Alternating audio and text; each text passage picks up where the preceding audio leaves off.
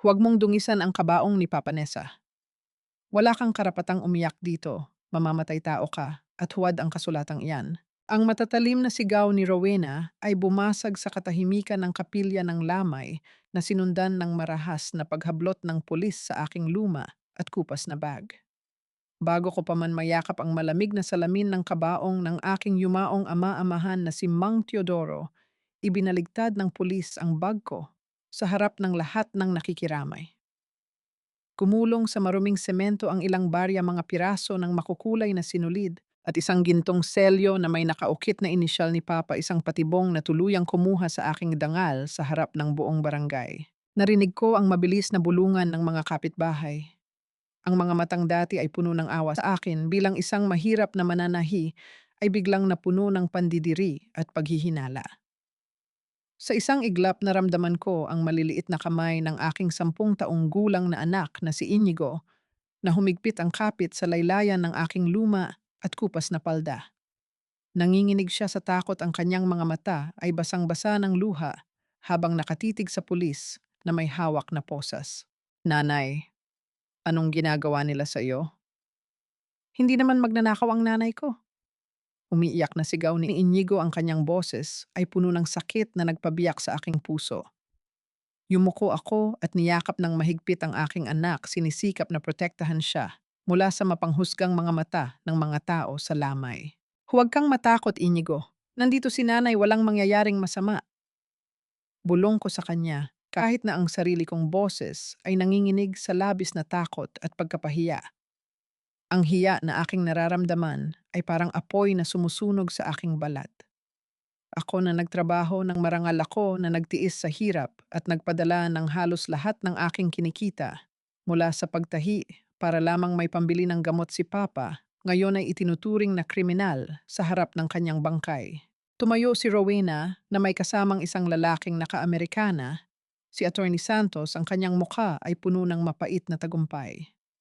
Lumapit sila sa akin habang ang pulis na kilalang malapit sa pamilya ng asawa ni Rowena ay pinuwersa akong tumayo. Huwag ka nang magdrama, Nessa. Malamig na sabi ni Rowena, ang kanyang boses ay walang bakas ng lungkot para sa aming yumaong ama. Matagal mo nang pinagbabalakan ang siyong debt at ang lupa sa tabi ng dagat. Alam kong nalaman mong ibebenta ko ito, kaya nagmadali kang gumawa ng pekeng testamento gamit ang selyong iyan na ninakaw mo kay Papa. Hindi ko ninakaw iyan, Rowena. Tinawagan ako ng abogado ni Papa bago siya mamatay. Si Papa ang nag-iwan sa akin ng mga dokumentong iyan dahil gusto niyang ipagpatuloy ko ang hablon. Depensa ko, pilit na pinatatatag ang aking boses kahit na ang aking tuhod ay parang hihina na. Ngumiti nang nakababahala si Attorney Santos at humakbang pasulong. Inilabas niya ang isang papel mula sa kanyang mamahaling folder. Mrs. Villacorta, mayroon kaming hawak na opisyal na ulat mula sa ospital. Namatay si Mang Teodoro dahil sa labis na dosis ng gamot sa pagtulog. At ayon sa mga saksi sa barangay, ikaw ang huling nagpadala ng mga gamot at remittance para sa kanya noong nakaraang linggo. Hindi lang falsifikasyon ng dokumento ang kinakaharap mo ngayon, kundi posibleng kaso ng pagpatay. Parang gumuho ang buong mundo sa aking paanan. Tumingin ako kay Rowena at doon sa sulok ng kanyang mga mata, nakita ko ang isang mabilis na kislap ng takot na agad niyang itinago sa likod ng kanyang mapagmataas na mukha. Siya ang kasama ni Papa sa bahay na ito bago siya mamatay. Siya ang nag-aalaga sa kanya habang ako ay nasa kabilang bayan upang magtrabaho. Paano nila nagawang isisi sa akin ang kamatayan ng nag-iisang tao na nagturo sa akin kung paano mabuhay ng may dangal? Ipinakita sa akin ng pulis ang isang dokumento ng voluntaryong pagsuko ng karapatan sa lupa at sa siyong debt. Pirmahan mo ito, Nessa. Kung pipirmahan mo ito at ibabalik ang lahat kay Rowena, baka hindi na namin palakihin ang kaso ng pagpatay. Isipin mo ang anak mo. Bulong ng pulis sa akin, isang malinaw na pagbabanta na nagpalamig sa aking dugo. Tiningnan ko si Inigo. Ang aking matalinong anak na kamakailan lang ay nakakuha ng buong scholarship sa isang sikat na paaralan sa Manila. Ang kanyang kinabukasan na aking pinangarap at ipinagdasal gabi-gabi ay nakasabit ngayon sa isang manipis na sinulid. Kung pipirmahan ko ito, mawawala ang huling alaala at pangarap ni Papa para sa akin. Ngunit kung hindi ko ito pipirmahan, ipapakulong nila ako at sisirain ang buhay ng anak ko. Hinarap ko si Rowena at ang kanyang abogado. Itinuwid ko ang aking likod, pinahid ang aking mga luha at hinalikan si Inigo sa noo.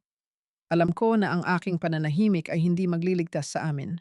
Lalo lamang nitong bibigyan ng lakas ang kanilang kasamaan. Hindi ko pipirmahan ang papel na iyan. Malinaw at mariin kong pahayag, sapat na lakas upang marinig ng lahat ng tao sa kapilya. Hindi ko ninakaw ang hindi sa akin at lalo namang hindi ko kailanman sasaktan ang taong nagpalaki sa akin ng may pagmamahal. Kung gusto ninyong dalhin ako sa presinto, gawin ninyo. Ngunit hindi ko isusuko ang dangal ng aking ama-amahan at ang kinabukasan ng aking anak, na mula sa galit si Rowena sa aking pagtanggi. Bago pa man siya makapagsalita, hinawakan ng pulis ang aking mga kamay at marahas na ikinabit ang malamig na posas sa aking mga bisig. Nagsimulang sumigaw at umiyak si Inigo, pilit na hinahatak ang kamay ng pulis, ngunit tinulak siya nito ng bahagya dahilan upang mapaupo siya sa sahig. Habang hinihila ako palabas ng kapilya patungo sa naghihintay na sasakyan ng pulis, naramdaman ko ang pag-vibrate ng aking lumang cellphone sa bulsa ng aking palda. Dahil sa pagmamadali ng pulis, pinayagan niya akong kunin ito upang ibigay kay Inigo. Ngunit nang makita ko ang pangalan sa screen, mabilis ko itong sinagot. Ito ang admissions director ng sikat na paaralan sa Manila kung saan mag-aaral si Inigo. Hello, Mrs. Villacorta. Nakarating sa aming tanggapan ang mga kumakalat na balita at video sa social media tungkol sa inyong pag-aresto sa Iloilo dahil sa kasong palsipikasyon at pagpatay. Ipinapaalam ko lamang na ang lupon ng paaralan ay kasalukuyang muling pinag-aaralan ang scholarship ng inyong anak na si Inigo. Nabitawan ko ang telepono sa semento, ang boses mula sa kabilang linya ay tuluyang naputol habang ang sasakyan ng pulis ay nagsimulang umandar patungo sa madilim na gabi ng Iloilo. Ang malalakas at dundol na gulat sa aming pintuan ay tila kulog na nagpabilis sa tibok ng aking puso. Kagagaling ko lamang sa presinto matapos akong matulungan ng isang matandang kaibigan ni Papa na makakuha ng pansamantalang laya dahil sa kakulangan ng formal na ebidensya. Ngunit alam kong hindi titigil si Rowena. Nessa, Nessa, buksan mo ito. Umalis na kayo riyan. Ang boses ni Ka, tasing ang kapitbahay naming laging nagbabantay sa barangay, ay puno ng takot. Mabilis kong binuksan ang pinto. Hinihingal siya, basang-basa ng ulan at panay ang lingon sa madilim na eskinita. Nessa, tumakas na kayo ngayon din. Papunta na rito si SPO2 Almonte kasama ang mga tauhan niya. May dala silang bagong utos mula sa itaas para bawiin ang piyansa mo. Sinabi ni Rowena na may nahanap silang lason sa mga gamot na ipinadala mo kay Teodoro bago siya mamatay. Nanginig ang aking buong katawan. Tumingin ako kay Inigo na noon ay nakatayo sa tabi ng mesa, yakap-yakap ang kanyang luma at basang backpack. Sa isang iglap, pinalis ko ang aking takot. Walang hustisya para sa amin sa bayang iyang ito kung mananatili kami rito. Inigo, tulungan mo si nanay. Bulong ko habang mabilis na lumuhod sa sahig upang hilahin ang lumang kaban na bakal sa ilalim ng aking katre. Ito ang kaban na iniwan ni Papa, mabigat kalawangin at may luma at sirang kandado. Paulit-ulit na sinabi ni Papa bago siya mamatay na huwag ko itong hahayaang mapunta kay Rowena. Magkasama naming binuhat ni Inigo ang kaban kahit na halos mabuwal kami sa bigat nito. Bawat hakbang namin palabas ng bahay sa gitna ng unos ay puno ng takot na baka sa susunod na kanto ay naghihintay na ang mga sirena ng pulis. Pagdating namin sa daungan ng Iloilo, ang hangin ay nanggagalaiti sa lamig at ang ulan ay tila mga karayom na tumutusok sa aming balat.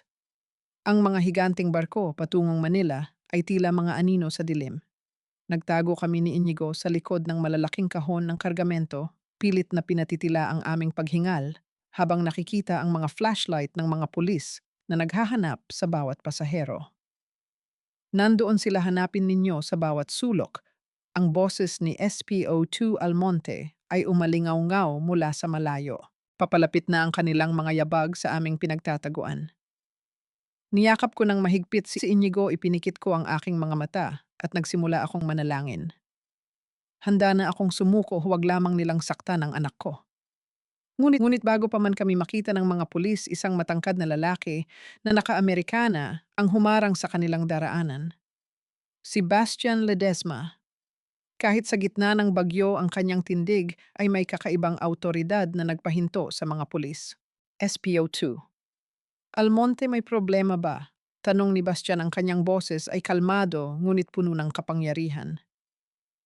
Sir Bastian, may hinahanap kaming pugante, si Nessa Villacorta. May utos kami na arestuhin siya muli.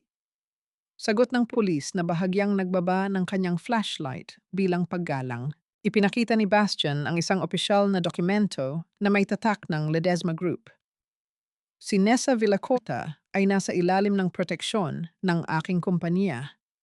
Siya ay isang dalubhasang manghahabi ng hablon na may opisyal na kontrata sa amin na nilagdaan ng kanyang yumaong ama 1 linggo bago ito pumanaw. Anumang paratang laban sa kanya ay dapat dumaan sa aming legal department sa Manila. Kung pipilitin ninyo siyang arestuhin ngayon ng walang formal na warrant mula sa regional na hukuman, mananagot kayo sa batas.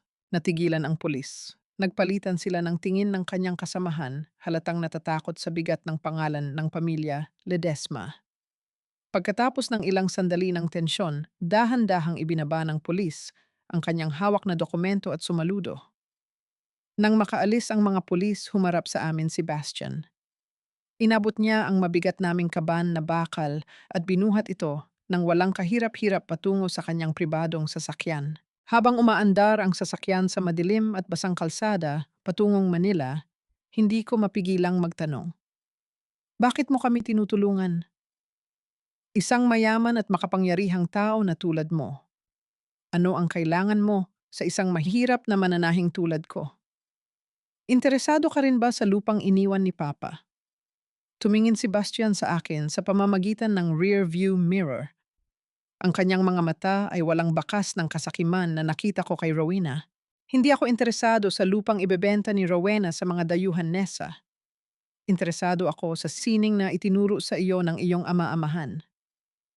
Ang hablon ay hindi lamang tela. Ito ay may kwento ng pamilya at naniniwala akong may malaking lihim na nakatago sa bawat hibla nito na kailangan nating parehong malaman. Hindi ako sumagot. Nanatili akong mapagmatsyag, ngunit ang aking puso ay bahagyang kumalma dahil sa init ng loob ng sasakyan. Sa tabi ko dahan-dahang sumandal si Inigo sa aking balikat. Mula sa kanyang bulsa, inilabas niya ang isang maliit na supot na may tirang pandesal na binili pa namin kaninang umaga. Hinati niya ito sa dalawa at inabot sa akin ang mas malaking bahagi. Naikain ka muna. Alam kong gutom ka na. Bulong ng aking anak habang ang kanyang maliliit na mata ay nakatingin sa akin ng may buong pagmamahal. Paglaki ko, ako naman ang bibili ng malaking bahay para sa atin sa Manila. Hindi na tayo muling magtatago sa dilimnay. Pangako.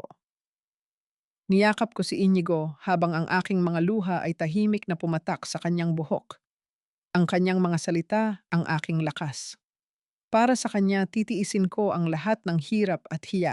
Matapos ang mahabang biyahe, sa wakas ay nakarating kami sa Manila. Huminto ang sasakyan sa harap ng isang napakalaki at marangyang gusali, ang punong tanggapan ng Ledesma Group. Pinasok kami ni Bastian sa isang pribadong opisina sa itaas na palapag kung saan pansamantala naming ilalagay ang aming mga gamit. Habang naglalakad ako sa malawak at tahimik na bulwagan, biglang napatigil ang aking mga paa. Ang aking paningin ay napako sa isang malaking portrait na nakasabit sa gitna ng pader. Ito ay ang larawan ng yumaong tagapagtatag ng Ledesma Group, si Don Joaquin Ledesma. Nanginig ang aking mga labi at tila nakalimutan kong huminga. Ang banayad ng ngiti ng matandang lalaki sa larawan, ang hugis ng kanyang mukha at ang mga matang puno ng kalungkutan ay kaparehong-kapareho ng maliit at kupas na litratong itinago ko sa aking locket sa loob ng maraming taon, ang tanging larawan ng aking tunay na ina. Sino ba siya? Isang probinsyana na mukhang galing sa hirap. Bakit dinala agad siya ni Sir Bastian sa VIP design room? Ang marahang bulungan ng dalawang babaeng nagtatrabaho sa opisina ay tila mga bubuyog na umalingaw-ngaw sa aking tainga habang naglalakad ako sa pasilyo ng Ledesma Group. Yumuko ako ng bahagya, mas hinigpitan ang hawak sa kamay ni Inigo at sa aking lumang bag. Bagaman ligtas kami mula sa mga pulis sa Iloilo dito sa Marangyang lungsod ng Manila, tila may bago kaming uri ng bilangguan ang mapanghusgang tingin ng mga taong nakapaligid sa amin. Naramdaman ni Inigo ang aking pagkabalisa. Tumingala siya sa akin at ngumiti ng bahagya sinusubukang bigyan ako ng lakas. Ngayong araw ang kanyang unang pasok sa isang kilalang katolikong paaralan sa Manila na tumanggap sa kanyang scholarship sa pamamagitan ng tulong ni Bastian. Bago kami umalis sa aming tinutuluyan kaninang umaga, nakita ko ang maliit na punit sa balikat ng kanyang bagong uniform, isang alaala ng marahas na paghila ng pulis sa amin sa daungan. Ayaw kong maging tampulan siya ng kantiyaw ng kanyang mga bagong kaklase. Kaya naman habang siya ay natutulog kagabi, kinuha ko ang aking karayom at ang gintong sinulid ng hablon na natitira sa aking bag. Maselan kong tinahi at binubordahan ng isang maliit na gintong bulaklak ang punit na bahagi. Inigo. Bulong ko sa kanya habang nakatayo kami sa tapat ng gate ng paaralan. Inayos ko ang kanyang kwelyo. Kapag naramdaman mong nag-iisa ka o natatakot ka sa loob, tingnan mo lang ang gintong bulaklak na ito sa iyong balikat. Yakap iyan ni nanay na kasama mo sa bawat oras. Tumango si Inigo at hinawakan ang borda sa kanyang balikat. Opo, Nay. Hindi po ako matatakot. Mag-aaral po ako ng mabuti para sa atin.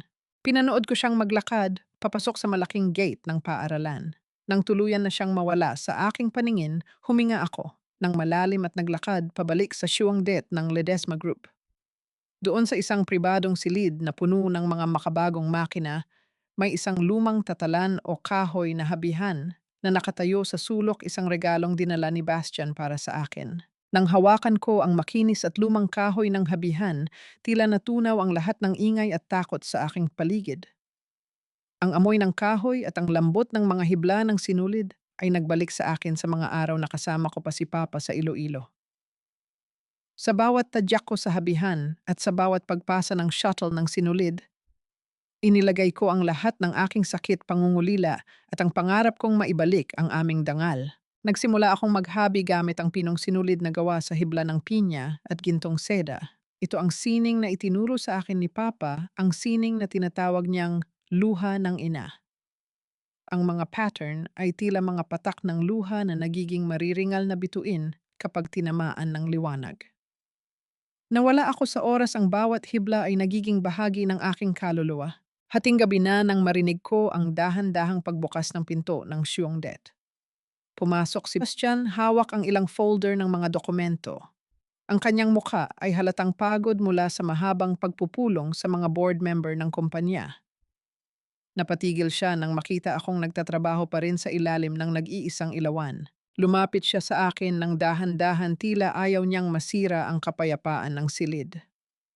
Habang hinuhubad niya ang kanyang coat upang isabit ito, aksidente niyang nabitawan ang kanyang leather folder. Nagkalat ang ilang papel sa sahig kasama ang isang lumang larawan ng pamilya na kulay sepia. Yumuko ako upang tulungan siyang pulutin ang mga papel. Nang makuha ko ang larawan, biglang huminto ang tibok ng aking puso. Sa larawan ay may isang magandang babae na nakatayo sa tabi ng isang matandang lalaki. Ang babaeng iyon ay may suot na tradisyonal na kasuotan na gawa sa hablon. Ngunit ang mas nakagigimbal ay ang disenyo ng kanyang baro. Ito ay may eksaktong pattern ng luha ng ina na kasalukuyan kong hinahabi ngayon sa tatalan. Ang bawat kurba ng Theo, ang bawat pagkakaayos ng mga gintong bituin ay eksaktong kapareho ng aking ginagawa. Nanginginig kong inabot ang larawan kay Bastian. Sino, sino ang babaeng ito? Sa larawan, kinuha ni Bastian ang larawan, tumingin sa akin, at pagkatapos ay sa tela na kasalukuyang nakalagay sa aking habihan.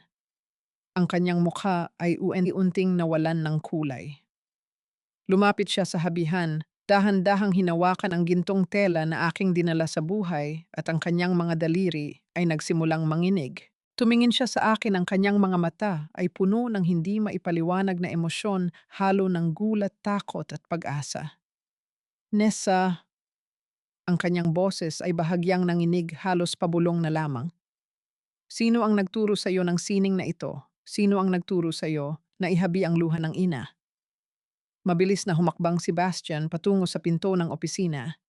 Inilak niya ito, kinuha ang intercom at sa isang seryosong boses ay nag-utos sa kanyang sekretarya. Huwag mong hahayaang pumasok ang kahit sino rito sa aking silid, lalo na ang vice-presidente o ang mga miyembro ng board. Naiintindihan mo? Nang ibaba niya ang intercom, humarap siya sa akin. Ang kanyang mga mata ay nagpapakita ng matinding pag-aalala at pagkamangha. Lumapit siya sa isang lihim na vault sa likod ng malaking painting ng kumpanya. Matapos i-dial ang passcode, binuksan niya ito at inilabas ang isang maliit na kahon na yari sa mamahaling kahoy ng mahogany. Nessa, tingnan mo ito, mahinang sabi ni Bastian habang dahan-dahang binubuksan ang kahon. Sa loob ay nakalatag ang isang piraso ng sinaunang tela na gawa sa gintong hablon. Nang ilagay ko sa tabi nito ang aking hinahabi, naramdaman ko ang pagtayo ng aking mga balahibo. Ang bawat buhol, ang bawat sukat ng mga bituin, at ang particular na pagkakatirintas ng mga gintong sinulid ay tila nagmula sa iisang kamay. Ang disenyo at teknik na ito ay tinatawag ng aking ama-amahan na luha ng ina. Pagpapatuloy ni Bastian, ang kanyang boses ay puno ng panginginig. Ito ang tanging disenyo na nilikha ng asawa ni Don Joaquin Ledesma, si Doña Natalia, bago siya pumanaw sa matinding kalungkutan. Walang sino man sa labas ng pamilya ang nakakaalam ng teknik na ito. At ang mas mahalaga, dinala ni Doña Natalia ang sikretong ito sa kanyang libingan matapos mawala ang kanyang kaisa-isang anak na babae noong huling bahagi ng dekada 90. Napahawak ako sa aking dibdib. Ang hangin sa silid ay tila naging napakabigat. Paanong naging katulad nito ang itinuro sa akin ni Papa sa Iloilo? Tinitigan ako ng may lalim ni Bastian. Nasasabihin mo sa akin ang totoo. Ano ang kwento ng iyong pagkabata? Huminga ako ng malalim, pilit na pinipigil ang luhang nagbabadyang pumatak. Sabi ni Papa, hindi niya ako tunay na anak. Noong 2 taong gulang pa lamang ako, nakita niya ako sa pampang ng dagat sa Iloilo pagkatapos ng isang malakas na bagyo. Basang-basa ako, nanginginig, at ang tanging protection ko ay ang isang lumang lampin na yari sa hablon. Mabilis kong kinuha ang aking bag at binuksan ang lumang kaban na bakal na aming itinakas. Mula sa pinakailalim nito, inilabas ko ang isang kupas na lampin ng sanggol na nakatabi sa loob ng isang plastic. Iniabot ko ito kay Bastian. Nang hawakan ni Bastian ang lampin, dahan-dahan niyang hinalungkat ang ilalim ng kupas na tatak nito. Doon nakatago sa ilalim ng maliit na tupi ng tela ay may nakabordang 2 maliliit na letra gamit ang kupas na pulang sinulid NL. Nessa Ledesma. Bulong ni Bastian, ang kanyang mukha ay tuluyang nawalan ng kulay. Ang tunay na pangalan ng nawawalang anak ni Don Joaquin ay Nenita Ledesma. Ngunit tinatawag siyang Nessa ng kanyang ina. Napaatras ako hanggang sa sumandal ang aking likod sa pader ng opisina. Hindi, hindi maari. Isang mahirap na mananahi lamang ako.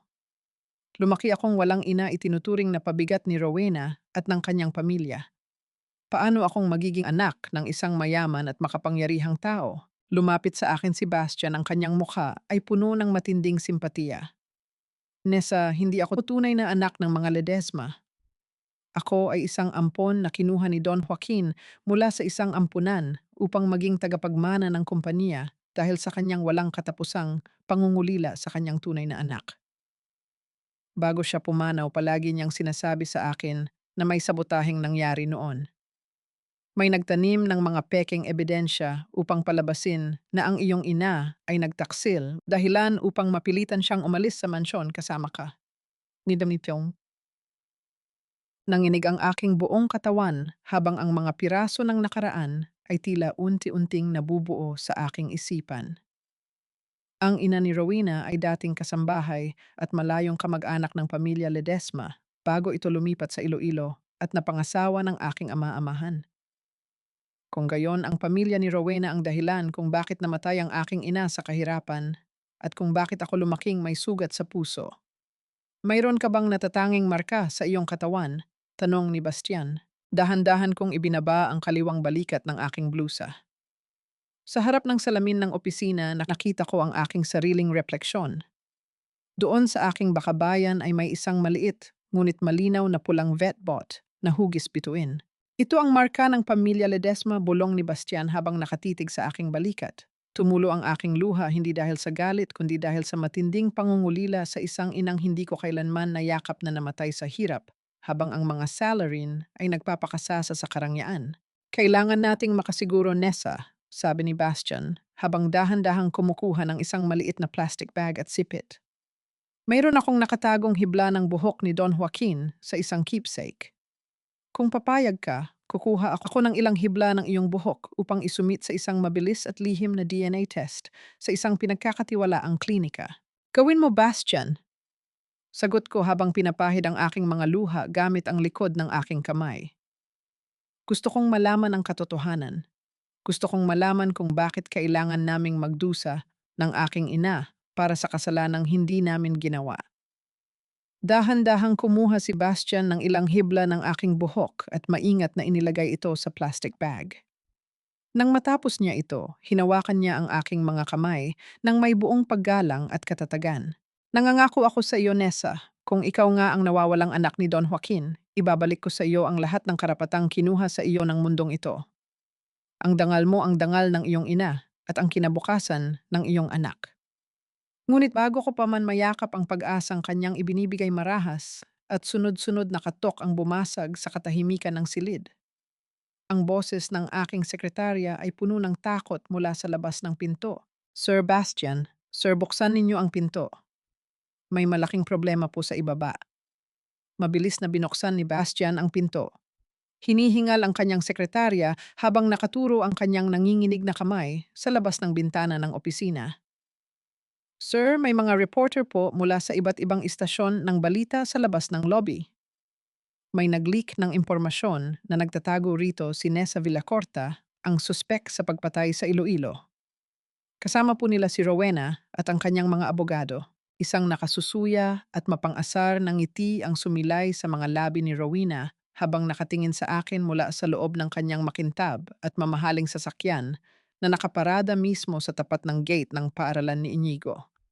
Ang kanyang presensya doon ay tila isang malaking babala na walang ligtas na sulok para sa amin kahit na dito sa malawak na lungsod ng Manila.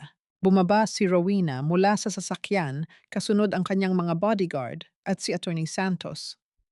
May hawak silang makakapal na papel. Bago ko pa man maunawaan ang kanilang ginagawa, nagsimula na silang mamigay ng mga polyeto sa mga magulang na naghihintay sa kanilang mga anak sa labas ng San Jose Academy. Mag-ingat po kayo sa babaeng iyan, malakas na sabi ni Rowena habang itinuturo ako sa gitna ng karamihan. Ang anak niya ay nag-aaral dito sa pamamagitan ng pekeng eskolar. Siya ay isang pugante mula sa Iloilo, suspek sa pagpatay at pamemeke ng mga dokumento. Nagsimulang magbulungan ang mga mararangyang magulang. Kinuha nila ang mga polyeto na naglalaman ng larawan ng aking mukha noong ako ay arestuhin sa lamay ni Papa. Mabilis nilang hinila ang kanilang mga anak palayo sa akin, tila ba ako ay may nakahahawang sakit. Sa ganoong sitwasyon, lumabas si Inigo mula sa gate ng paaralan. Napatigil siya nang makita ang kaguluhan. Bago ko pa man siya maabot, hinarang siya ng tatlong kaklase niyang lalaki. Hinablot ng isa ang kanyang bagong backpack at itinapon ito sa isang malalim at maputik na kanal sa gilid ng kalsada. Anak ng kriminal, anak ng pumatay, kantiyaw ng mga bata habang tinuturo si Inigo. Nanginig ang aking buong pagkatao sa galit at sakit. Tumakbo ako patungo sa aking anak. Nakita ko kung paano lumuhod si Inigo sa tabi ng putikan, pilit na kinukuha ang kanyang basang kwaderno gamit ang kanyang maliliit na kamay na natatakpan na ng putik. Hindi siya umiiyak sa harap ng kanyang mga kaklase, ngunit ang kanyang maliliit na labi ay nanginginig sa matinding pigil ng emosyon. Inigo! Sumigaw ako at mabilis siyang binalot sa aking mga bisig. Niyakap ko siya ng mahigpit, ginamit ang aking sariling katawan upang harangan ang mapanghusgang tingin ng mga magulang at ang tawa ng mga bata. Umalis kayo, walang kasalanan ang anak ko. Dinala ko si Inigo sa loob ng opisina ng punong guro upang humingi ng tulong. Ngunit ang malamig na mukha ng punong guro ang sumalubong sa amin. Mrs. Villacorta, panimula ng punong guro habang nakatitig sa maputik na kamay ni Inigo. Nakarating sa aming kaalaman ang mga polyeto at ang kaguluhan sa labas. Ang San Jose Academy ay isang iginagalang na institusyon. Hindi namin maaaring hayaang madungisan ang pangalan ng paaralan dahil sa mga seryosong paratang sa inyo. Kailangan muna nating suspindihin ang pag-aaral ni Inigo hanggat hindi nalilinaw ang inyong kaso sa pulisya. Sister, pakiusap po. Lumuhod ako sa harap ng kanyang lamesa. Hindi inirereklamo ang sarili kong sakit, kundi ang kinabukasan ng aking anak. Ito na lang po ang tanging pag-asa ni Inigo. Napakatalino po ng anak ko. Wala po akong ginawang masama, pinagbintangan lamang ako. Bago pa man makasagot ang punong guro, bumukas ang pinto ng opisina. Pumasok si Bastian Ledesma, ang kanyang mukha ay seryoso at puno ng autoridad. Sister Beatrice, diretsong sabi ni Bastian habang nakatayo sa tabi ko. Ang Ledesma Group ang pinakamalaking donor ng paaralang ito sa loob ng 10 taon. Ako mismo ang tumatayong garantiya para sa karakter ni Inigo at sa kawalan ng sala ng kanyang ina. Kung sususpindihin ninyo ang bata ng walang formal na hatol mula sa hukuman, mapipilitan ang aking kumpanya na bawiin ang lahat ng pondo at suporta sa inyong institusyon. Natigilan ang punong guro, hindi nakapagsalita sa bigat ng banta ni Bastian. Sa labas ng opisina, sumunod pala si Rowena at pumasok din ng walang pahintulot. Tumawa siya ng mapait. Kahit anong proteksyon ang ibibigay mo sa kanila, Bastian, matatalo pa rin kayo. Nakataas ang kilay na sabi ni Rowena. Malapit nang mapunta sa Prime Resort ang lupang iyon sa Iloilo. Doon din naman kayo babagsak. Wala kayong magagawa para pigilan kami. Tinitigan siya ng matalim ni Bastian. Salamat sa impormasyon, Rowena. Ngayon ay mas malinaw na sa akin kung sino ang tunay na mastermind sa likod ng lahat ng ito. Matapos ang kaguluhan, bagaman pansamantalang nanatili ang scholarship ni Inigo dahil sa proteksyon ni Bastian, naramdaman ko ang isang matinding bigat sa aking dibdib. Napagtanto ko na habang nananatili kami sa tabi ni Bastian, lalo lamang siyang mapapahamak at madadamay sa galit ni Rowena at ng mga kasosyo nito. Nang gabi ring iyon, habang si Inigo ay tahimik na naglilinis ng kanyang maputik na mga kwaderno sa aming silid, lumapit ako sa kanya. Kinuha ko ang aking lumang panyo at dahan-dahang pinunasan ang dumi sa kanyang mukha. Hindi ko na napigilan ang aking mga luha, pumatak ito sa aking mga kamay.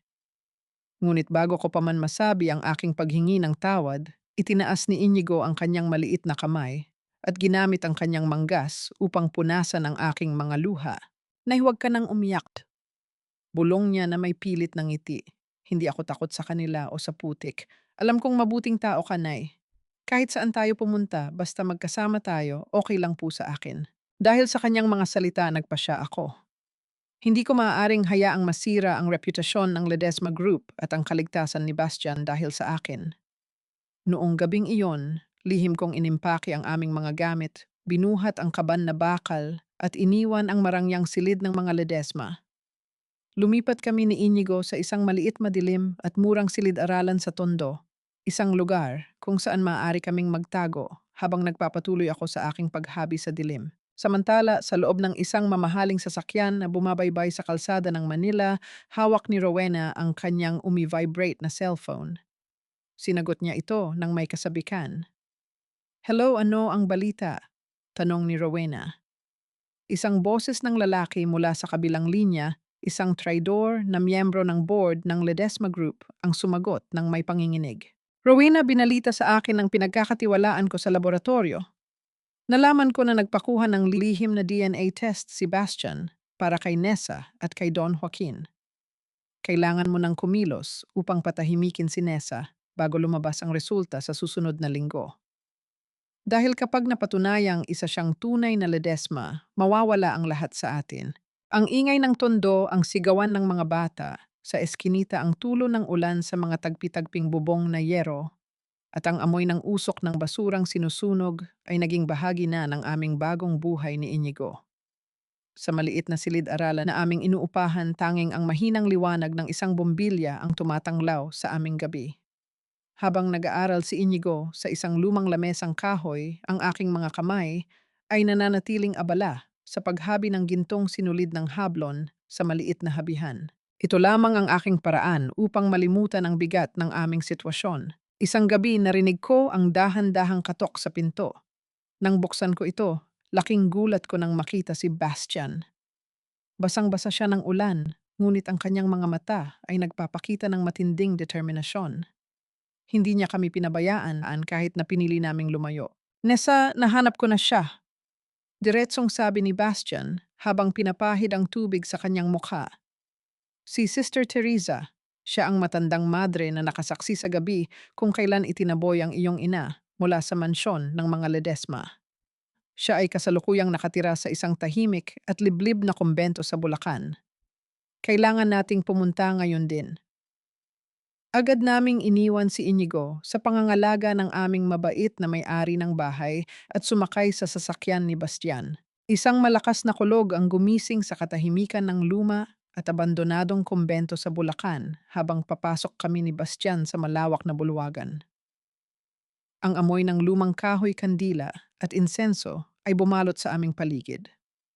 Sa dulo ng pasilyo sa isang maliit na silid na nakadungaw sa hardin, nakita namin si Sister Teresa. Siya ay napakayayat nakaupo sa isang tumba-tumba habang ang kanyang mga kamay ay nanginginig na humahawak sa isang rosaryo. Lumapit ako at lumuhod sa kanyang tabi. Sister Teresa, ako po si Nessa. Anak po ako ni Natalia Ledesma. Tumingin sa akin ang matandang madre. Ang kanyang mga mata ay tila nakatingin sa kawalan, malabo na dahil sa katandaan at sakit na demensya. Natalia, patawarin mo ako. Hindi ko nagawang protektahan ang bata. Ang sulat. Ang sulat na kinuha ni Celia, bulong niya na paulit-ulit na binabanggit ang pangalan ng ina ni Rowena, nang hina ang aking puso. Paano namin makukuha ang katotohanan kung ang tanging saksi ay nawawala na sa kanyang sariling isipan? Ngunit habang umiiyak ako sa tabi ng kanyang tuhod, dahan-dahang hinawakan ni Sister Teresa ang aking mukha. Ang kanyang malamig at tuyot na mga daliri ay humaplos sa aking pisngi at pagkatapos ay pababa sa aking kaliwang balikat. Hinila niya ng bahagya ang kwelyo ng aking blusa at nang makita ang pulang bituin sa aking balikat, biglang lumiwanag ang kanyang mga mata. Ang tatak ng Ledesma, ikaw ang batang may pulang bituin sa balikat. Tila isang himala na naging malinaw at buo ang kanyang boses. Kinuha niya ang lumang kahoy na rosaryo na kanyang hawak at inilagay ito sa aking mga palad. Ito ang rosaryo ng iyong ina Nessa. Noong gabing iyon, matapos siyang gawan ng kwento ni Celia na siya ay nagtaksil, natatakot siyang baka saktan kanila. Kaya naman si Teodoro, ang mabait na hardinero noon, ang nagligtas sa iyo. Itinakbo kanya sa Iloilo kasama ang isang kaban na bakal na naglalaman ng mga tunay na sulat at ebidensya na magpapatunay na walang kasalanan si Natalia. Hanapin mo ang kaban na yon, Nessa. Nandoon ang katotohanan. Niyakap ko ang matandang madre habang ang aking mga luha ay pumatak sa kanyang balikat. Ang gintong rosaryo ng aking ina ay inipit ko sa aking dibdib. Ngayon sigurado na ako. Ang kaban na bakal na aming itinakas mula sa Iloilo, ang kaban na kasalukuyan naming dala sa Manila, ang naglalaman ng lahat ng sagot sa aming dusa. Salamat, sister. Maraming salamat po, bulong ko. Nang magpasya kaming bumalik sa Manila ang gabi, ay tila mas naging tahimik. Ngunit ang kapayapaang iyon ay hindi nagtagal. Habang papalapit ang sasakyan ni Bastian sa lungsod, napansin namin ang pulang liwanag na nagmumula sa direksyon ng sentro ng Manila. Mabilis na pinatakbo ni Bastian ang sasakyan. Nang makarating kami sa labas ng gusali ng Ledesma Group, tumambad sa amin ang isang nakapangingilabot na tanawin. Ang siyongdet ni Bastian, ang lugar kung saan nakatago ang aking mga gintong hablon at ang silid kung saan ko iniwan ang mabigat na kaban na bakal ng aking ama-amahan, ay kasalukuyang nilalamon ng isang napakalaking apoy. Ang makakakapal na koyden ay bumububod sa kalangitan, tila ba sinasakal ang lahat ng aming pag-asa. Isang malakas na pagsabog mula sa banga ng mga kemikal sa pagtitina ang yumanig sa buong paligid, kasunod ng pagbasag ng mga bintanang salamin ng Siyongde. Ang mga piraso ng nagbabagang kristal ay lumipad sa kalsada habang ang tunog ng sirena ng mga bumbero ay nagsisimulang umalingaw-ngaw mula sa malayo. Napatulala ako habang nakatayo sa tapat ng naglalakihang apoy. Kahit na lumipat na kami ni Inigo sa Tondo upang maiwasan ang gulo, iniwan ko pa rin ang mabigat na kaban na bakal at ang aking mga gintong hablon sa loob ng VIP room ng Songdet ni Bastian. Akala ko ay doon mas ligtas ang mga di mabayarang alaala ng aking ama-amahan. Ngunit ngayon ang silid na iyon ay isa ng malaking pugon ng naglalagablab na apoy. Nessa, huwag mong subukang pumasok. Narinig ko ang sigaw ni Bastian mula sa aking likod habang hinahatak niya ang aking braso. Ngunit sa pagkakataong iyon tila nawala ang aking takot para sa sarili kong buhay. Ang kaban na iyon ay hindi lamang bakal. Nandoon ang rosaryo ng aking ina, ang huling habilin ni Papa, at ang tanging patunay ng aking tunay na pagkatao. Kung mawawala iyon, tuluyan ng mabubura ang aming dangal sa mundong ito. Marahas kong binawi ang aking braso at tumakbo ako papasok sa nagbabagang pintuan ng Siongdet bago pa man ako mahabol ni Bastian. Ang init sa loob ay halos sumunog sa aking balat sa bawat hakbang. Ang makapal at nakasasakal na hoyden ay tila ang mga kamay na nakapulupot sa aking leeg dahilan upang mapaluhod ako at umubo ng walang humpay. Ginamit ko ang laylayan ng aking basa at lumang blusa upang takpan ang aking ilong habang gumagapang patungo sa VIP room. Sa wakas sa gitna ng nagbabagang dingding nakita ko ang kaban na bakal. Hinawakan ko ang hawakan nito ngunit ang metal ay napakainit tila natutunaw na ang aking balat sa bawat haplos. Gayunpaman, pinilit ko itong hilahin. Bago ko pa man mairerereka ang kaban patungo sa pinto, isang malakas na lagutok ang narinig mula sa itaas. Isang malaking nasusunog na kahoy na tahilan mula sa kisame, ang bumagsak diretsong tumama sa aking kaliwang binti at humarang sa tanging daan palabas. Napapasigaw ako sa matinding sakit habang ang apoy ay nagsisimulang gumapang sa aking palda. Tulong, Bastian Inigo? Ang aking boses ay unti-unting humihina dahil sa makapal na usok na pumasok sa aking baga. Naramdaman ko ang unti-unting pagkawala ng aking malay. Sa aking huling natitirang paningin, nakita ko ang isang anino na tumatakbo sa gitna ng apoy, si Bastian. Hindi siya nag-atubili. Gamit ang kanyang mga kamay, marahas niyang binuhat ang nagbabagang kahoy na tahilan na nakadagan sa aking binti. Narinig ko ang tunog ng natutunaw na balat ng kanyang mga palad habang hinahawakan ang nag-aapoy na kahoy ngunit wala siyang pakialam. Sa isang malakas na hila iniahon niya ako mula sa ilalim ng tahilan, binuhat ako gamit ang kanyang isang braso at gamit ang natitira niyang lakas, hinila niya rin ang kaban na bakal palabas ng silid. Eksaktong pagkalabas namin sa pintuan ng Siongdet, ang buong kisame ng VIP room ay tuluyang gumuho sa isang higanting pagsabog ng mga baga at apoy. Humiga kami sa malamig na semento ng kalsada habang ang mga bumbero ay mabilis na nag-i-spray ng tubig sa gusali. Niyakap ako ng mahigpit ni Bastian kahit na ang kanyang magkabilang kamay ay puno ng malalalim na paso at natutunaw na balat. Upang protektahan ako mula sa mga lumilipad na spark ng apoy, ginamit niya ang kanyang sariling katawan bilang panangga. Nessa, okay ka lang ba? Sumagot ka pakiusap. Ang kanyang boses ay puno ng takot at panginginig habang hinahawakan ang aking mukha. Bastian, ang mga kamay mo. Bulong ko habang nakatingin sa kanyang sugatang mga palad. Tumulo ang aking luha na ramdaman ang matinding pagsisisi. Patawad, dahil sa akin nadamay ka. Walang kwenta ang mga kamay ko kung hahayaan kitang mamatay sa loob. Sagot ni Bastian pilit ng ngumingiti upang bigyan ako ng lakas bago kami lapitan ng mga medic. Habang inilalagay kami sa stretcher, isang kawan ng mga reporter ang biglang sumulpot mula sa gilid ng kalsada, kasunod si Rowena at si Director Arieta, ang mahigpit na karibal ni Bastian sa lupon ng Ledesma Group. Diretsong itinuro ni Director Arieta ang nasusunog na gusali sa harap ng mga kamera ng television. Ito ang napapala ng kumpanya kapag nagpapasok tayo ng mga primitive at hindi ligtas na kagamitan mula sa probinsya. Ang lumang hablihan ni Nessa Villacorta ang naging sanhi ng short circuit na sumira sa buong Siongdet. Sir Bastian, mananagot ka sa mga shareholders dahil sa pagtatanggol sa babaeng ito. Tumingin ako sa kaban na bakal na nailigtas namin. Ito ay nangitim na sa usok at ang lumang kandado nito ay tuluyang natunaw at nadikit sa bakal dahil sa matinding init ng apoy. Hindi ito maaaring buksan ngayon ng walang malalakas na kagamitan sa pagputol ng metal. Nang marating namin ang ospital, habang nilalagyan ng benda ang aking binti at ang mga kamay ni Bastian, nakita ko ang aking cellphone na nakalagay sa ibabaw ng lamesa sa gilid ng kama.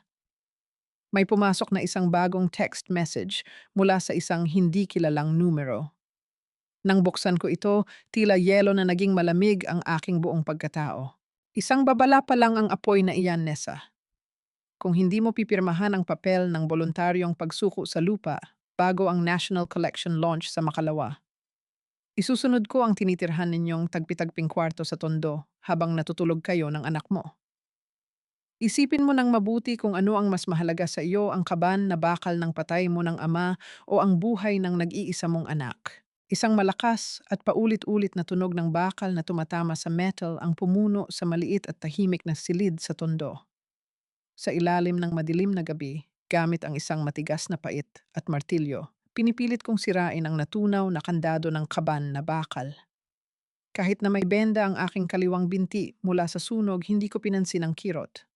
Sa tabi ko nakaupo si Bastian na may makakapal ding benda sa kanyang magkabilang kamay.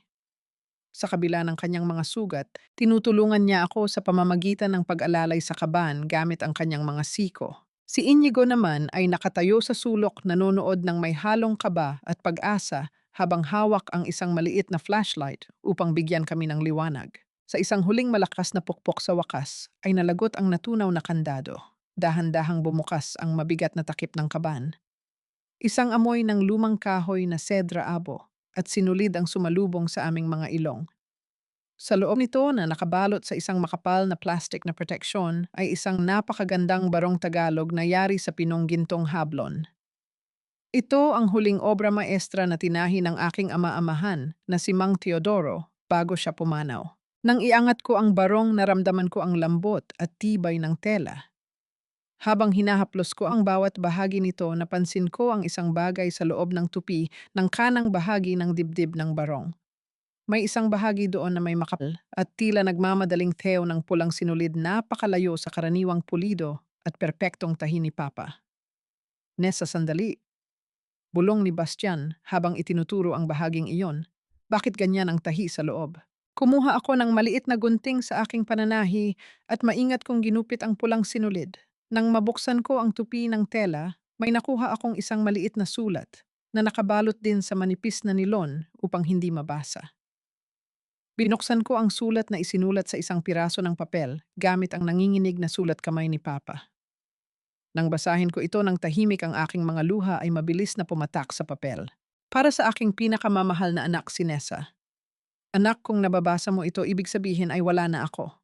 Patawarin mo ako kung hindi ko nasabi sa iyo ang katotohanan noong ako ay nabubuhay pa. Natatakot ako para sa kaligtasan mo. Alam ko na unti-unti akong nilalason ni Rowena sa pamamagitan ng labis na dosis ng gamot sa pagtulog upang pilitin akong pirmahan ang pagbebenta ng lupa sa Prime Resort. Ngunit hindi ko isinuko ang karapatan mo. Ang tunay kong testamento at isang tape recorder na naglalaman ng pag-amin ni Rowena sa kanyang mga krimen ay ligtas kong itinago sa isang lihim na deposit box sa Central Post Office ng Iloilo. Ang password upang mabuksan ito ay ang petsa ng kapanganakan ng iyong tunay na ina, si Natalia Ledesma. Ipaglaban mo ang iyong dangal, anak. Palagi kitang babantayan. Napahagulgol ako sa matinding sakit at pagmamahal. Ang aking ama-amahan, kahit na alam niyang nanganganib ang kanyang buhay, ay ginamit ang kanyang huling lakas upang gumawa ng paraan para ipaglaban ako. Hindi niya ako iniwan ng walang sandata. Lumalapit si Inigo sa akin. Dahan-dahan niyang pinunasan ang aking mga luha gamit ang kanyang maliit na palad, at pagkatapos ay lumuhod siya sa harap ng mesa kung saan nakalatag ang gintong barong ni Papa. Lolo Teodoro, salamat po sa pagprotekta kay nanay, bulong ni Inigo habang nag-aalay ng munting pagpupugay sa harap ng barong. Ipinangako ko po sa inyo na hindi ko pababayaang masira ang pangalan natin. Sa sandaling iyon, biglang tumunog ang cellphone ni Bastian. Gamit ang kanyang siko, pinindot niya ang speakerphone upang sagutin ang tawag mula sa kanyang pinagkakatiwalaang doktor sa klinika. Sir Bastian, lumabas na po ang resulta ng mabilisang DNA test. Ang boses ng doktor ay puno ng kaseryosohan mula sa kabilang linya. Napatunayan po na may 79% posibilidad na si Nessa Villacorta ay ang tunay na anak ng yumaong si Don Joaquin Ledesma. Siya po ang nawawalang tagapagmana. Natahimik ang buong silid. Tumingin ako kay Bastian at nakita ko ang isang malawak at matatag na ngiti sa kanyang mukha sa kabila ng sakit ng kanyang mga sugat. Ang katotohanan ay tuluyan ng lumabas sa dilim. Hindi na ako isang mahirap na probinsyana na walang kalaban-laban. Ako na ngayon ang tunay na may-ari ng Ledesma Group, ang nag-iisang dugong bughaw ng pamilya na binuwag ng kasamaan ng ina ni Rowena. Dahan-dahang hinawakan ni Bastian ang aking kamay, gamit ang kanyang sugatang palad ang kanyang mga mata ay nagpapakita ng isang matatag na apoy ng determinasyon. Sa makalawa ang National Collection Launch, NESA, seryosong sabi ni Bastian. Doon magtitipon ang lahat ng malalaking tao, ang media ng buong bansa, pati na rin si Rowena at ang kanyang mga kasosyo upang ipagdiwang ang kanilang huwad na tagumpay. Doon natin sila haharapin sa harap ng buong bansa. Oras na para bawiin ang bawat dangal at ari-arian na kinuha nila sa iyo at sa iyong ina. Ang tunog ng pag-untog ng mga basong may mamahaling champagne ay umalingaw-ngaw sa marangyang penthouse ng isang sikat na hotel sa Manila. Doon habang nakasuot ng makintab na pulang bestida, masiglang nakikipagkamay si Rowena kay Direktor Arieta at sa mga kinatawan ng Prime Resort. Katatapos lamang nilang lagdaan ang kontrata para sa pagtatayo ng dambuhalang resort sa tabing dagat ng Iloilo, ang lupang pagmamayari ni Mang Teodoro. Wala nang makapipigil sa atin ngayon, nakangising sabi ni Rowena habang humihigop ng alak. Ang siyong det ni Bastian ay abo na. Si Nessa at ang kanyang anak ay nagtatago na ngayon sa mga estero ng Tondo na parang mga daga. Wala silang pera, wala silang ebidensya, at higit sa lahat wala silang kakayahang lumaban. Magaling ang ginawa mo, Rowena, sagot ni Director Arieta na may mapanuring ngiti. Sa makalawa sa National Collection Launch, formal nating iaanunsyo ang proyektong ito. Doon din natin tuluyang sisirain si Bastian sa harap ng mga shareholders. Hindi nila alam sa mismong oras na iyon, isang lihim na laban ang tahimik na nagaganap sa kabilang dako ng bansa. Sa loob ng madilim na pasilyo ng Central Post Office sa Iloilo, mabilis ang bawat hakbang ni Bastian. Bagaman may benda pa rin ang kanyang mga kamay mula sa sunog, mahigpit niyang hinawakan ang lumang susi na ibinigay ng kaibigan ni Mang Teodoro. Huminto siya sa tapat ng isang lumang metal na safe deposit box. Huminga ng malalim si Bastian at ininput ang petsa ng kapanganakan ng aking tunay na ina, si Doña Natalia Octubre 12 Labinsiam, na 74. Isang mahinang tunog ng pag-click ang narinig.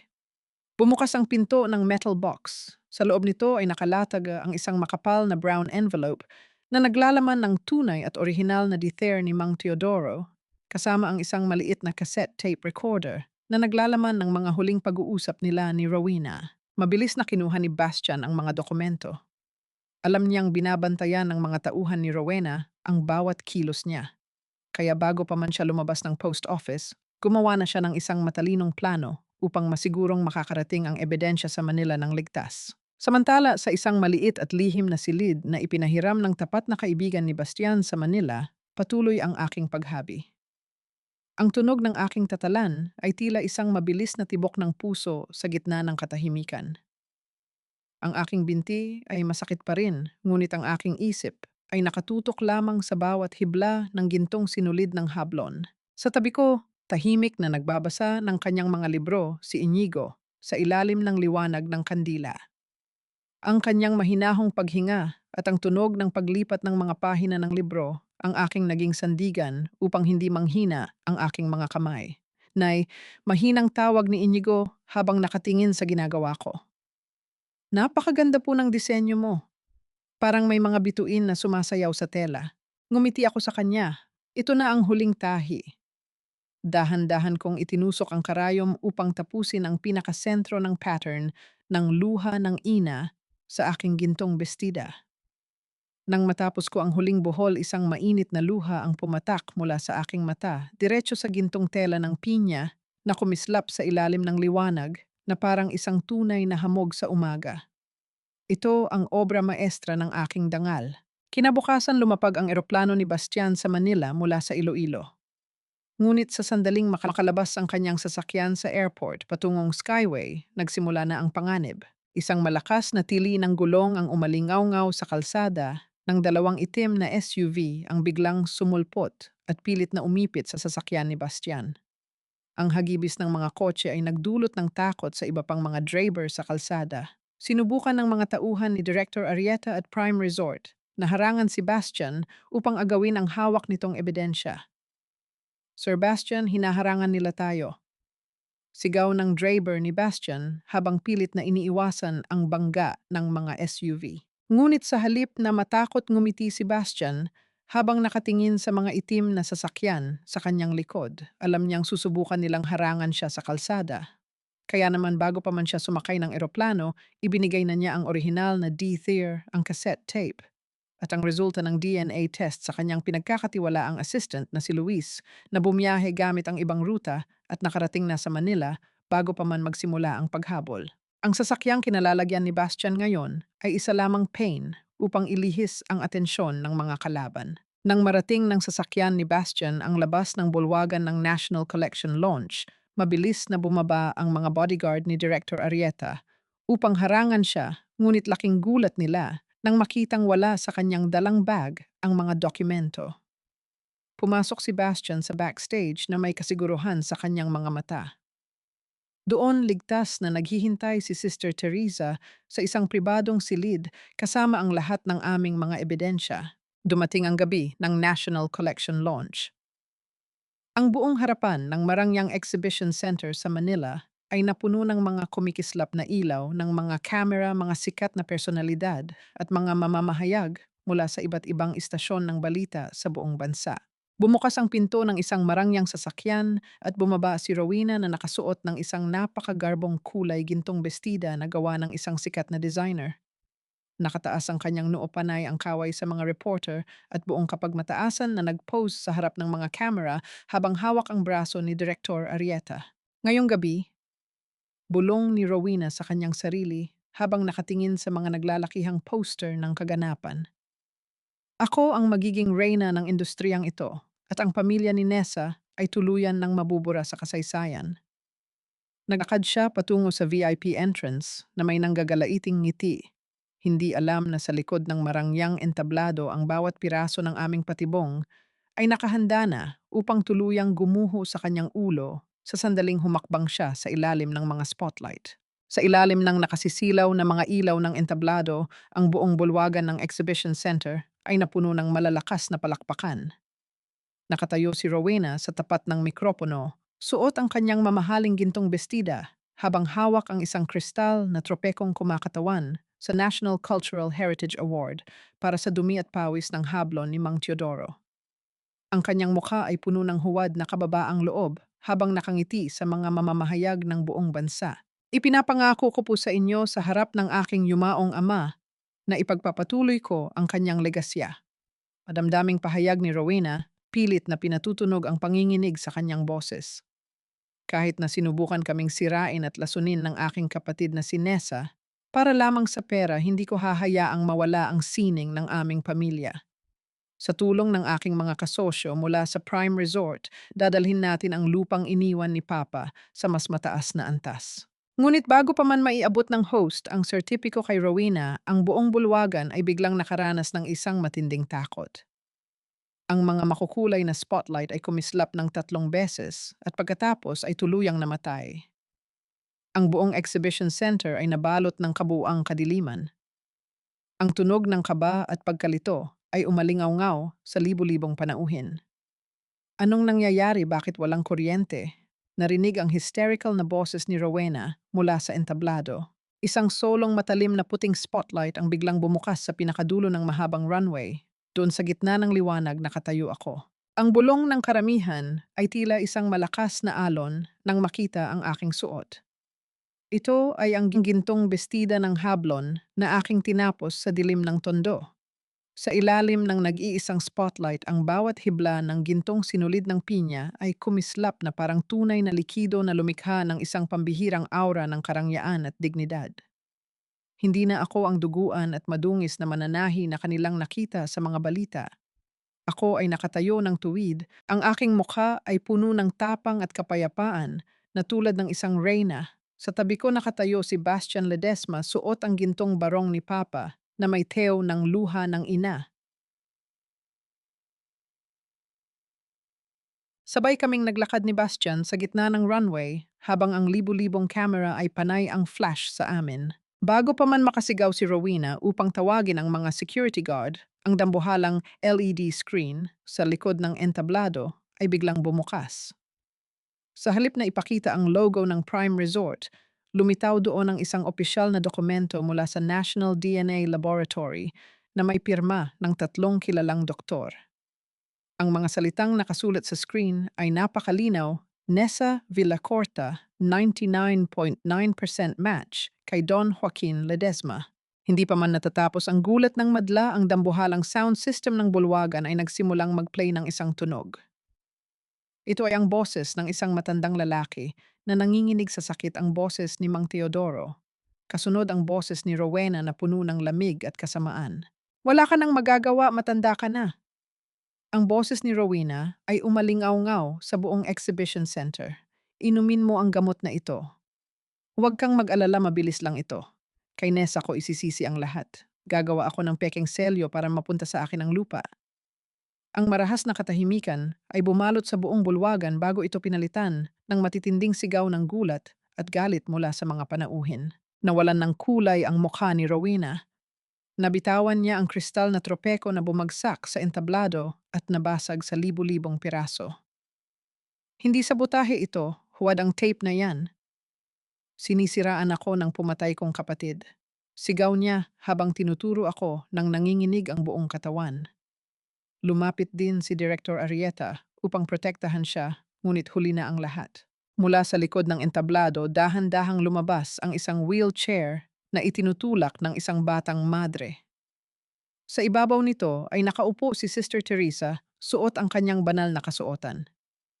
May hawak siyang maliit na mikropono at sa isang mahina ngunit matatag na boses, nagsalita siya sa harap ng buong bansa. Saksi ako sa katotohanan, sabi ni Sister Teresa habang itinuturo si Rowena. Si Celia, ang ina ni Rowena, ang nag-ayos ng lahat upang itapon si Natalia Ledesma noong nakaraan upang makuha ang yaman ng mga Ledesma. At ngayon si Rowena naman ang nagtangkang pumatay sa kanyang ama-amahan upang nakawin ang huling pamana para kay Nessa. Si Nessa, ang tunay na anak ni Don Joaquin, ang tunay na may-ari ng dugong Ledesma. Sa sandaling iyon, ang aking anak na si Inigo ay tumakbo mula sa backstage patungo sa aking tabi. Niyakap niya ng mahigpit ang aking binti, tumingin sa mga mamamahayag at sumigaw gamit ang kanyang buong lakas at tapang. Mamatay tao si Rowena. Ang nanay ko ay hindi kriminal. Siya ang pinakamahusay na manghahabi ng hablon at siya ang tunay na tagapagmana ng pamilya Ledesma. Ang mga flash ng camera ay naging tila bagyo ng liwanag. Ang mga reporter ay nagsimulang mag-unahan patungo sa entablado upang kumuha ng pahayag. Sa gitna ng kaguluhan, 6 na matataas na opisyal ng pulisya mula sa National Capital Region Police Office ang humakbang patungo kay Rowena at Director Arieta. Inilabas ng hepe ng pulisya ang isang opisyal na warrant of arrest. Rowena Villacorta at Director Alberto Arieta, kayo ay arestado sa kasong murder, arson at corporate forgery. May karapatan kayong manahimik dahil ang lahat ng inyong sasabihin ay maaaring gamitin laban sa inyo sa hukuman. Nang marinig ang salitang arestado, tuluyang bumagsak ang tuhod ni Rowena sa sahig ng runway. Ang kanyang mapagmataas na mukha ay napuno ng luha, uhog at matinding takot. Habang ikinakabit ng mga pulis ang malamig na posas sa kanyang mga kamay, marahas siyang gumapang patungo sa akin sa harap ng milyon-milyong taong nanonood sa telebisyon. Hinawakan niya ang laylayan ng aking gintong bestida, umiiyak at nanginginig. Nessa, Nessa, patawarin mo ako. Magkapatid pa rin tayo sa dulo ng lahat. Pakiusap, bawiin mo ang kaso. Huwag mo akong ipakuong. Tiningnan ko si Rowena mula sa aking kinatatayuan.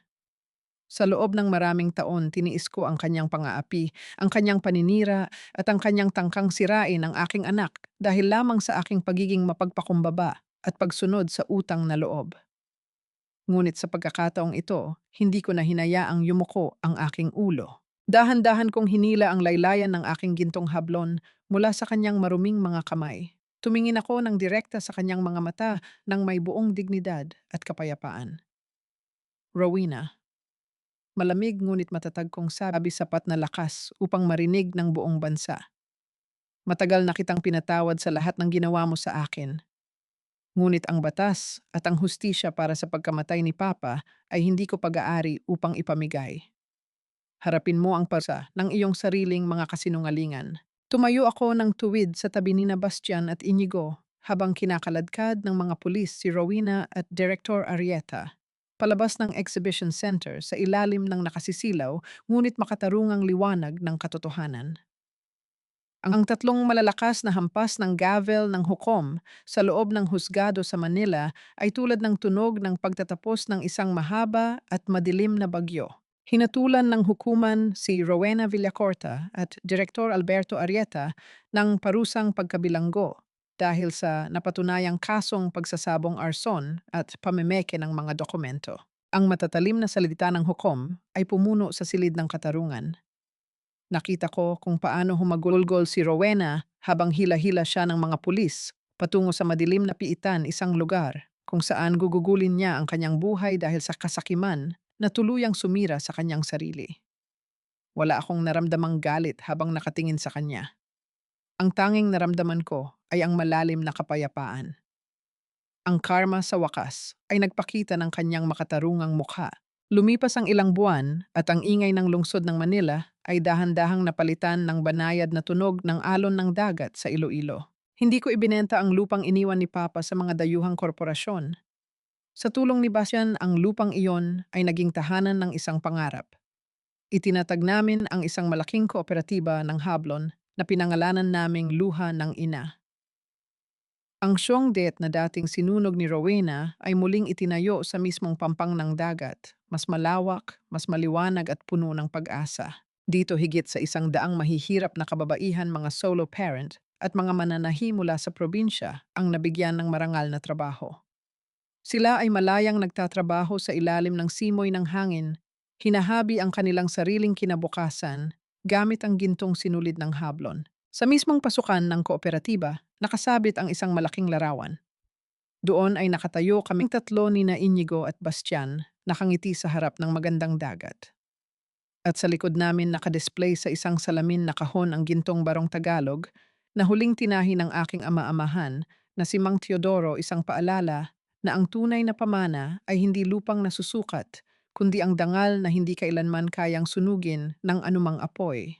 Si Inigo naman ay nagpatuloy sa kanyang pag-aaral sa Manila nang may buong paggalang ng kanyang mga guro at kaklase. Hindi na siya tinatawag na anak ng kriminal.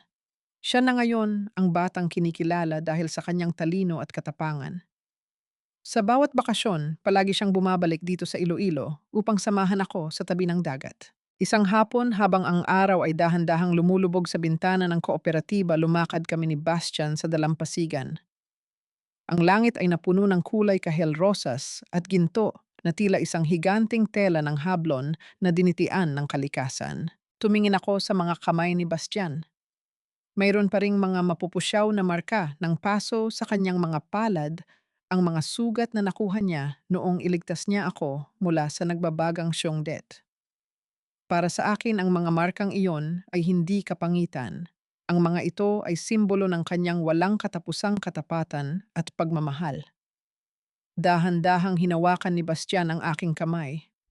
Ang init ng kanyang palad ay gumapang sa aking puso na tila nagbibigay ng sagot sa lahat ng aking nakaraang takot. Nessa, mahinang sabi ni Bastian habang nakatingin sa akin ng may buong lambing. Ang hablon ay nangangailangan ng dalawang magkaibang sinulid upang maging isang matibay na tela. Ang sinulid ng iyong buhay at ang sinulid ng aking buhay. Sa tingin ko ay matagal nang nakatadhana na magkasama nating ihabi ang isang bagong kwento. Ngumiti ako sa kanya at sa unang pagkakataon sa loob ng maraming taon, naramdaman ko ang tunay na kaligayahan na walang halong takot. Salamat, Bastian. Bulong ko habang isinasandal ko ang aking ulo sa kanyang balikat. Salamat sa paghabi ng pag-asa sa tabi ko. Sa unahan namin tumatakbo si Inigo sa tabing dagat hinahabol ang mga alon habang tumatawa ng malakas. Ang kanyang tawa ay tila isang magandang musika na nagpapahayag na ang dilim ay tuluyan ng natapos. Ang buhay ng tao ay parang tela ng hablon. May mga bahagi na magaspang, may mga bahagi na tila mapuputol na, at may mga bahagi na tila nadungisan ng putik ng mundong ito. Ngunit basta't mananatiling tapat ang puso sa paghabi ng may dangal, pagmamahal at katotohanan, ang bawat luha ay magiging isang maringal na bituin na magniningning sa dulo ng lahat ng bagyo. At dito sa piling ng aking pamilya sa tabi ng dagat ng Iloilo, natagpuan ko ang aking tunay na tahanan.